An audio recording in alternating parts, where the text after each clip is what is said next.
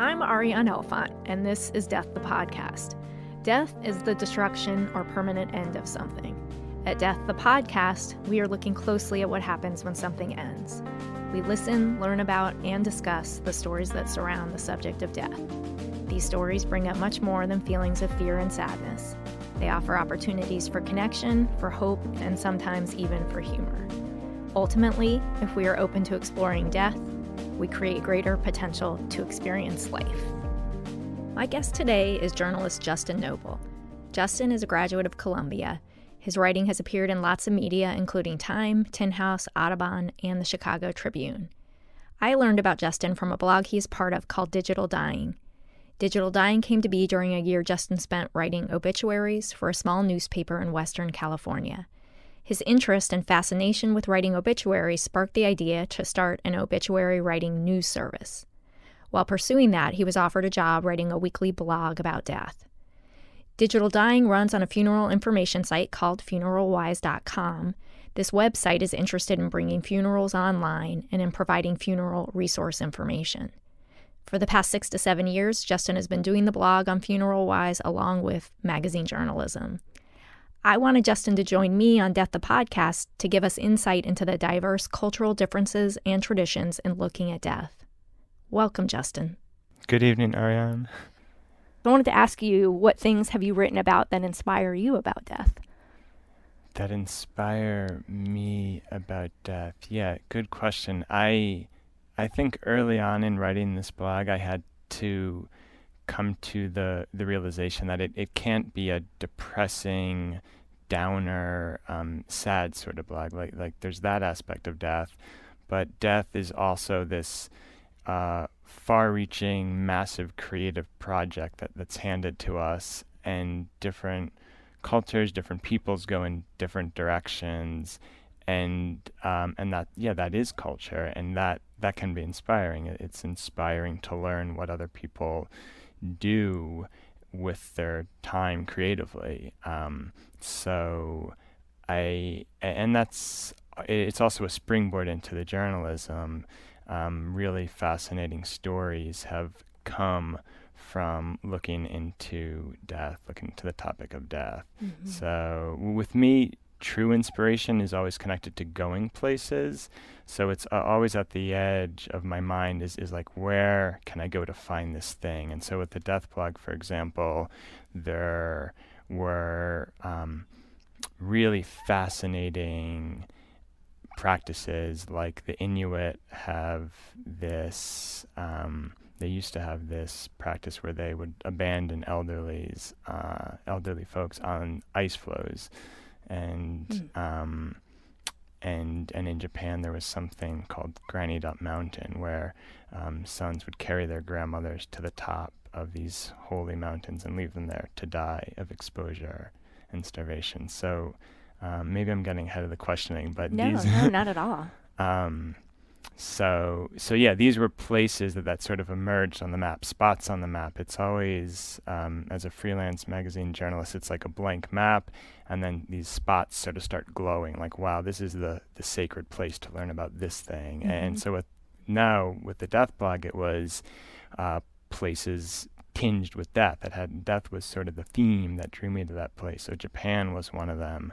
And so I would be writing weekly blogs about a number of topics, but certain subjects like Granny Dump Mountain, this mountain where they're dumping grandmothers. I mean, that's really wild. That's really wild. And it also, connects to things happening in our own culture. We all know that experience of having a grandparent, maybe in a nursing home or in some sort of setting where they're kind of sedated and comfortable, and that's the American vision of death. You at the end you go to a soft, cozy place, and everyone gathers around, and you say goodbye, and the tubes are disconnected one by one, and that's it. Mm-hmm. But what I found is that there are places in the world, many places in the world where it happened differently, and even still happens differently, where people make a decision to chop it off at the knees. And before we get to the sessile, incapable of moving state, just almost like kill people. It's called senicide, the practice of killing the elderly. So that's what was happening in Japan. And the idea was that there's only this was remote mountainous areas. There's only enough food to last the winter for a certain number of people. So the elderly would bow out, and it was something that was within the family. So a son would often carry his mother or father up a mountain, special mountain, and leave them there at the top. Now, is this something you actually observed? So that was always, I tend to drift into fantasy, and for me, which it's difficult as a journalist to say this, but myth like crosses into reality, and the thing that seems most exciting becomes the truth to me, which is something that Joan Didion talks about too. Like and I think that's okay.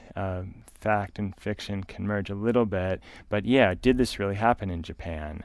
That was a question. So I had spent some time in the Western Pacific. Another thing, as a freelance journalist, it pays to go places where not a lot of people are, where not a lot of people are writing about. You can sell stories better. So I had grown really interested in Yap, these remote islands in the Western Pacific. And I shipped myself there, and I spent like 6 months in Yap, and that was really exciting. And then I was out, in the western part of the earth, and I was like, well, what else? Where else can I go from here? And Japan was really close, and so I thought, oh, wow, I can finally go to Japan and learn about Granny Dump Mountain and find out if it's true or not. So I did not observe the granny dumping. It seems that it doesn't happen anymore. I talked to a lot of interesting sociologists, anthropologists, who told me about the practice, but it was interesting. They wouldn't really admit that it happened. Japan is a really different place. Everything about it is so different than America. America's a strange place too, but I was blown away at every turn. And one of the differences was that there are these formalities, and this all makes sense. Ancient cultural traditions aren't just coughed up to any stranger. That's right. But I did find something even more disturbing than granny dumping as I went around trying to solve this riddle, which is that there is this practice of putting the elderly in cities. They put them in certain apartment buildings, and often very tall apartment buildings. So it's sort of like an urban nursing home, because there's actually a shortage of nursing homes. So you have these big government apartment buildings where a lot of old people are living. People in Japan live very long, so they have a healthy diet often, and they're often living alone because the culture has changed there too. Just like in the US, we don't live in 3-generation households as much. Grandparents are separate in the nursing homes. So in Japan too, the grandparents were alone in these big apartment buildings. The kids don't visit them anymore, and they would die alone, and no one would discover the body for days, weeks, even months, and in one case, literally 10 years to discover that this body had died. Oh my gosh. And they call it lonely death, or korokushi. And there actually was just a really big article in the New York Times about lonely death happening in New York City. So this is something, it's sort of it's the modern day granny dumping. So it does exist. The isolation. Yeah, exactly. So right. And so for me, it's like, well, wow, in the old way, it was sort of magical. You had this act where you connected with your elder and carried them up a mountain. And as awful as that is to say goodbye to them, there's a charm to that. Now it's kind of only awful. You don't visit them. You leave them alone in an apartment. And they die, and no one even notices the body's gone. That's how little we care about the elderly. So, I mean, what do you make about that shift in perspective? I mean, there's something about that you seem very compelled by. So that's a topic that's come up over and over in the blog, this idea that we're disconnected from the body.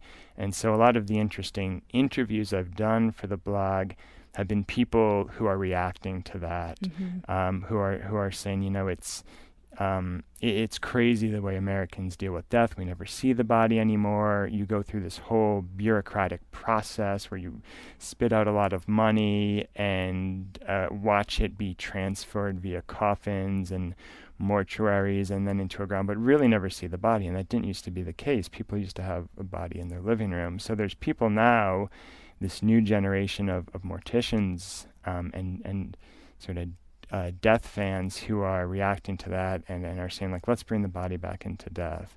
And I also hear you saying, like, let's bring intimacy, yeah, and absolutely, connection and right, community. Yeah, right. So totally. And you've seen that trend has gone in a lot of different directions. One, right off the bat, fascinating thing learned is that, at least in America, for the longest time, death was a male-dominated industry.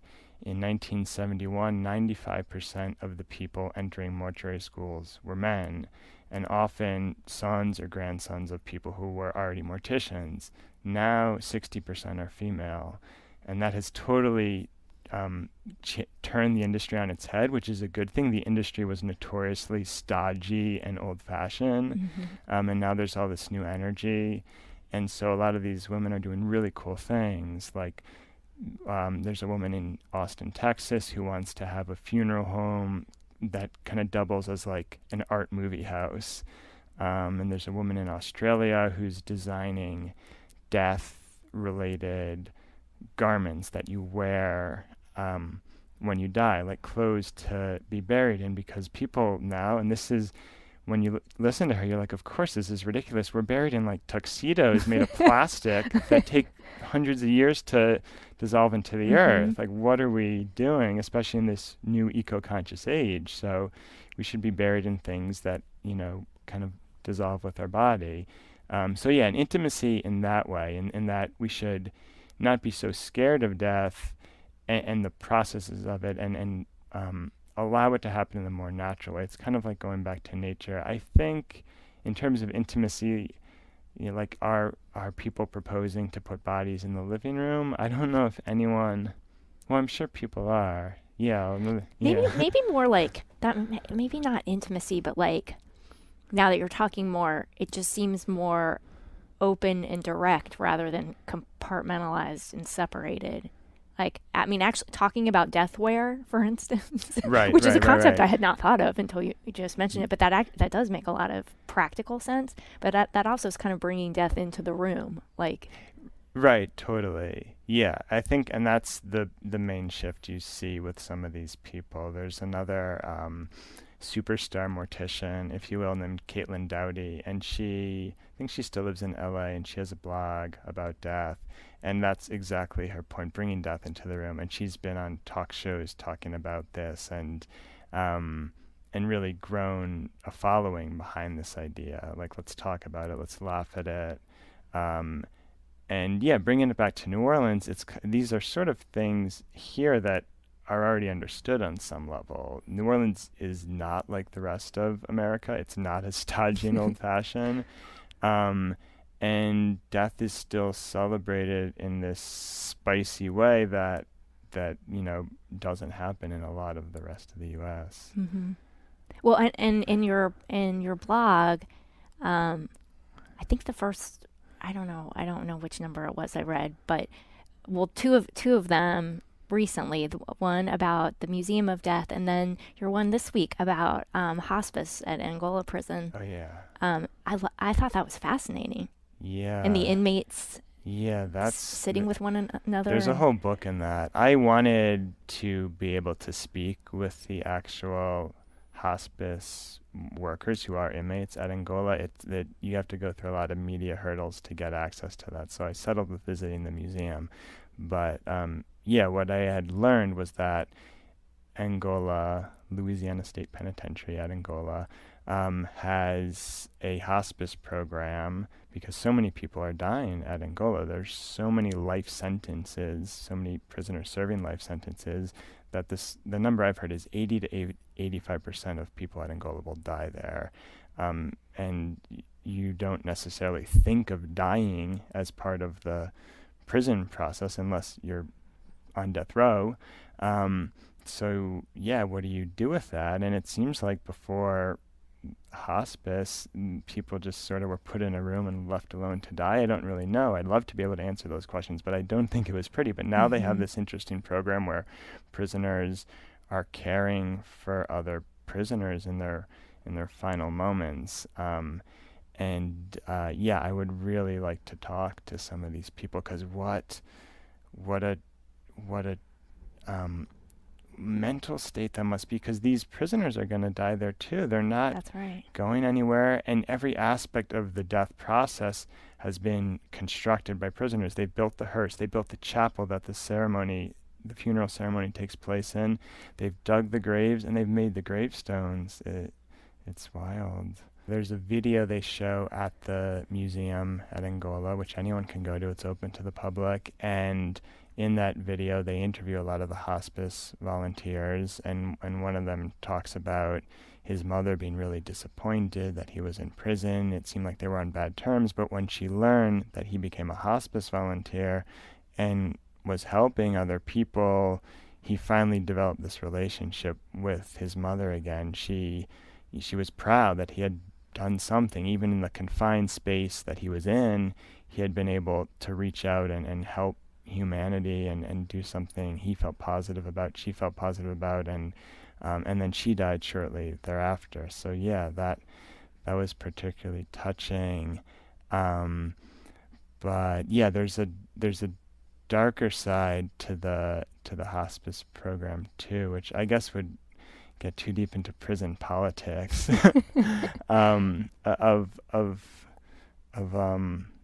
Yeah, is it all sort of smoke and mirrors? I mean it is. You have to keep people occupied. That's kind of the big task at Angola. How are you going to keep people occupied when they're here for their whole lives? Yeah, no, I see what you're saying, that there's two sides of that. Right. But I do think it is, most prisons don't have hospice programs. A lot of prisons have people growing old and dying as they serve out life sentences. None as many as Angola. Angola has more people serving life sentences than any other prison in the country.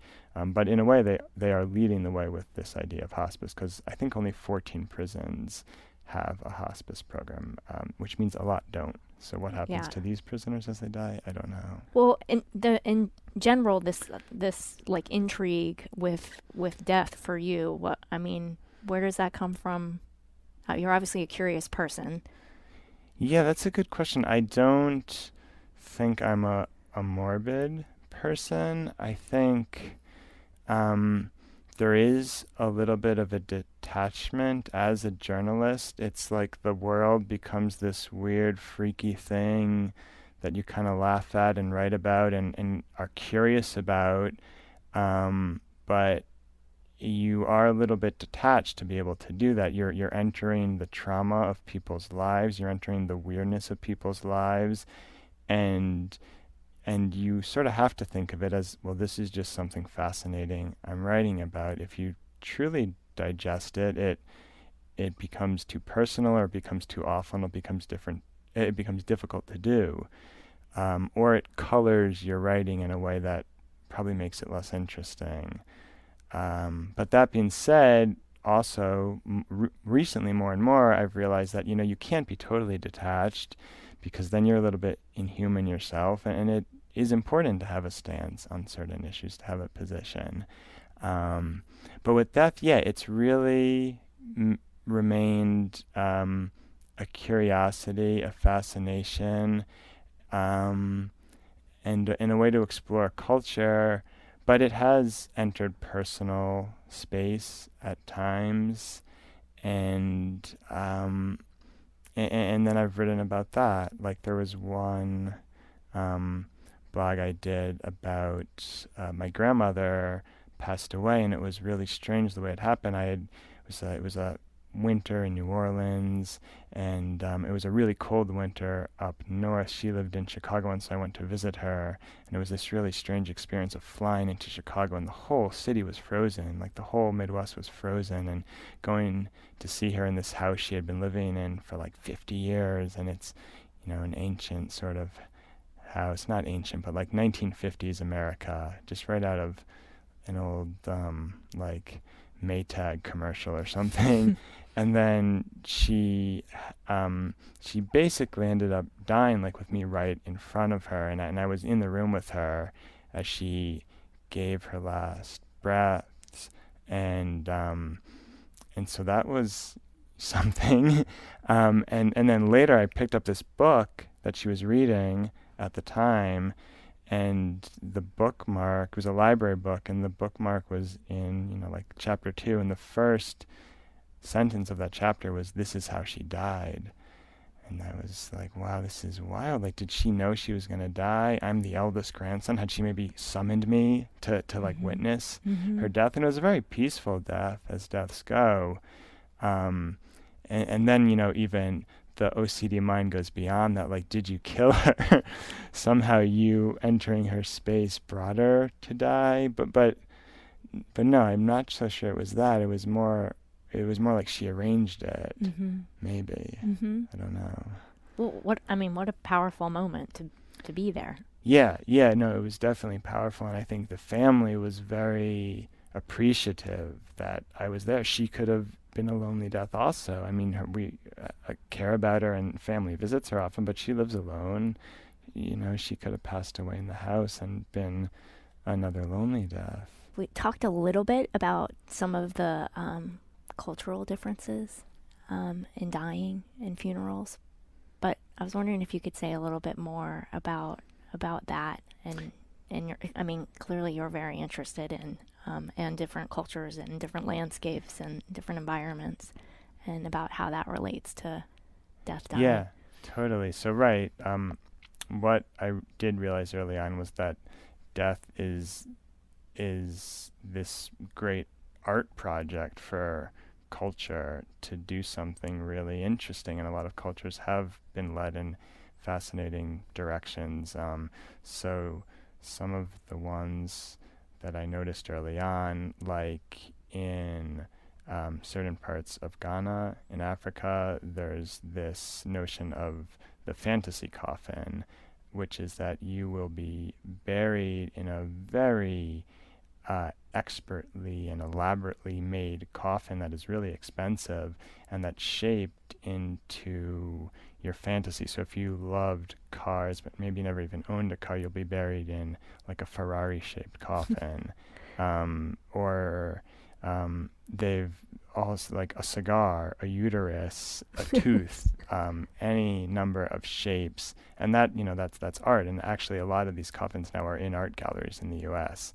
So that is a really interesting artistic direction. Another one that came up early was in Taiwan. There's this idea of the stripper funeral, which is that a funeral procession will go often from the house to the cemetery, and events in Taiwan are supposed to be hot and noisy and boisterous and loud, and if it's not, it's a failed event. And even a funeral is supposed to be like that.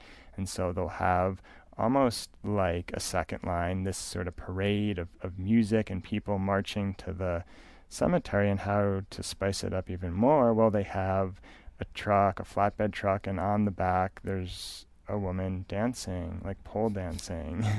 And that, that's the Taiwanese stripper funeral. And then that happens in other parts of China too. And I didn't go there to suss that one out, but I did speak with some anthropologists who study that phenomena. And something else that came up more recently is in Mexico. There's this huge drug war going on. There's these huge cartels which have immense amounts of power, and when these big drug leaders die, they're buried in what have now been called narco tombs, which is that, like in New Orleans, you can imagine the really extraordinary tombs in St. Louis Cemetery that are almost like little houses. These take it to the next level. They're like gaudy Miami mansions in a cemetery, and colored absurd pastel yellow and pinks. And the idea, you can see how it gets started. It's like, well, I want my tomb to be fancier than yours. Well, mine's going to be fancier. And now they're literally building, like condominiums. It's like tomb competition. So. Totally, yeah, which is often the case, as I've learned, which, I guess we're a competitive species, but these artistic competitions, which is, like Mardi Gras too has that, these sort of who's going to make the best outfit. It's a creative battle, which is a good thing to be battling about. It is. It's interesting tying it into tombs. Yeah, right. That would not, it's not one I would have thought of, but they do that. So, another thing that comes up a lot and is also, easy with the fans is anything to do with pets. So, humans die and we care about that, but our pets die too. It can be really tragic. And so there's all sorts of niche industries that I found that deal with this. So one is that there's pet psychics who can communicate to your dead pets, and you can, through the pet psychic, which can be done online, talk to your pet, find out how it's doing in cat heaven or dog heaven or dog hell or cat hell. I think this mediums usually can go to both places. It can also find out, like, if so I spoke with one pet psychic in California, and he said, if like a pet shows up missing, he can go and contact the pet and often learn that maybe it met a horrible end, like it was eaten by coyotes, and then he can tell the people exactly where, like, well, part of the pet is at this dead end because that's where the coyote first got the little poodle, and then like the other part is still in the coyote's stomach. He can get, I was like, no, he can get that. Yeah, he says. And then there's this great home business. I think they're probably still in business in West Virginia. This couple, you can send them your pet corpse and they embalm it, which is something that's becomes sort of common, but theirs is special in my eyes because it's like it's a home business run like out of this wood shop behind their house. I don't know what methods they use, and it takes like 5 months, but then they send you back your dog or cat in whatever position you want. So if the cat was always nuzzled up on your side on the couch, you can have the cat preserved in that position forever. And then the cat will always be. You put it on the couch and there it is, like an ornament. That is fascinating. Yeah. Yeah. Yeah, they've got something going on there.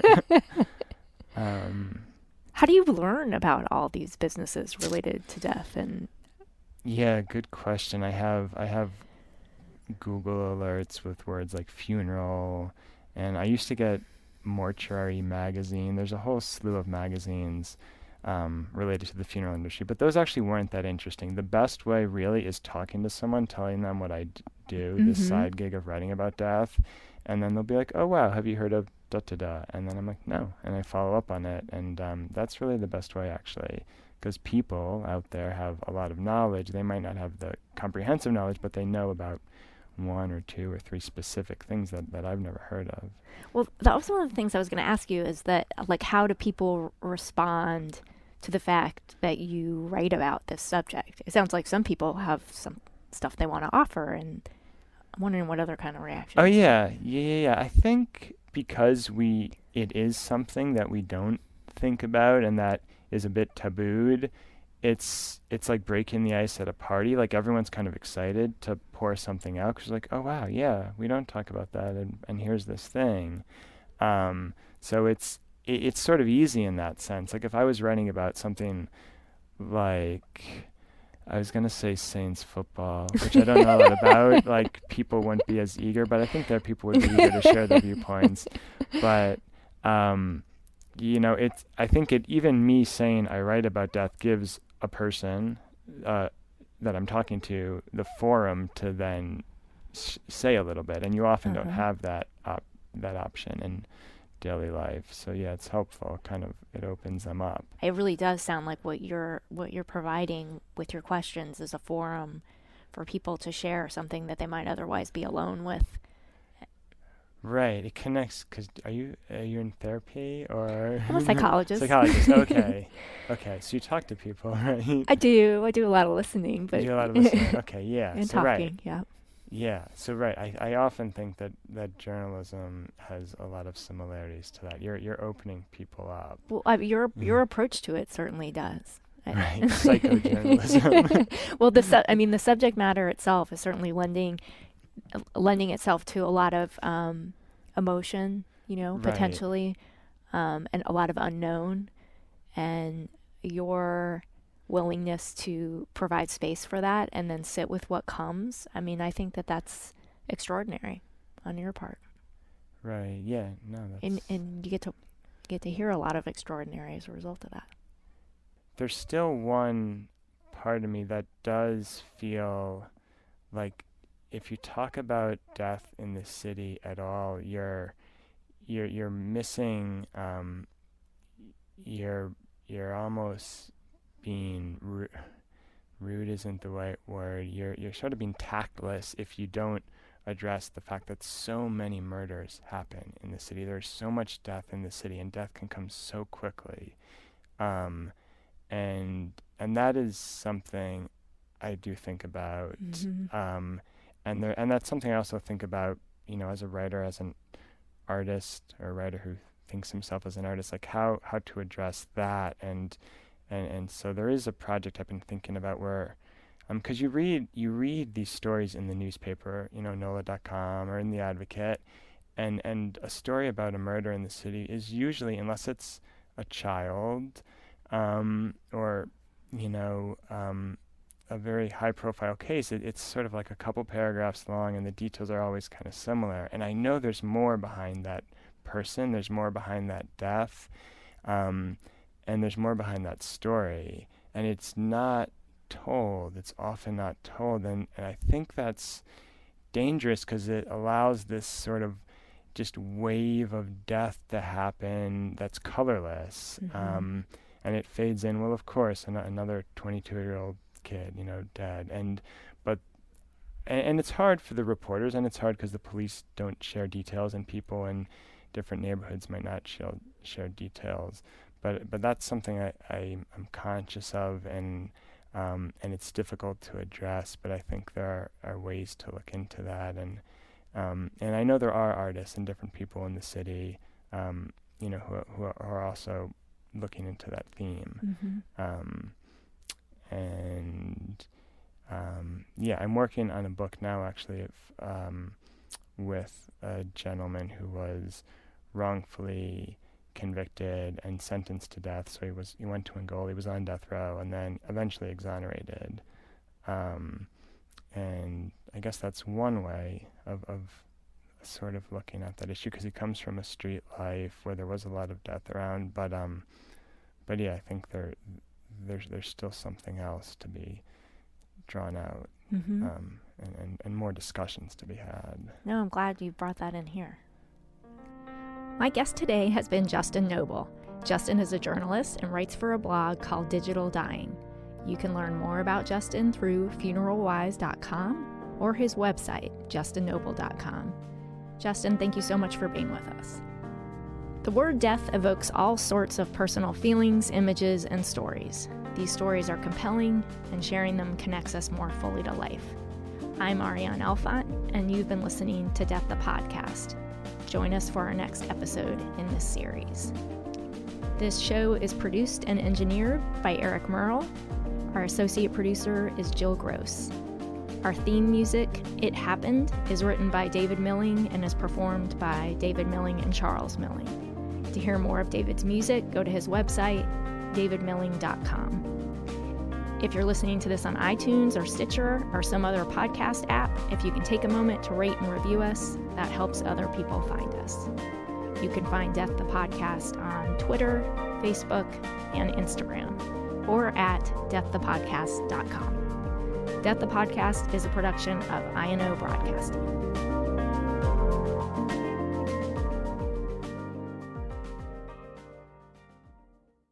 Summer's almost over, but at Old Navy the styles are as hot as ever. Get to Old Navy now for 30% off all jeans, 40% off all dresses, and 50% off all tees. That's right, get 30, 40, and 50% off all your favorite styles for the whole family, plus up to 75% off clearance. Hurry in fast. These deals won't last. The sale ends soon at Old Navy and OldNavy.com. Valid in-store 8/22 to 8/28 and online 8/22 to 8/24. Excludes in-store clearance, bubbles, active, licensed, and men's package tees.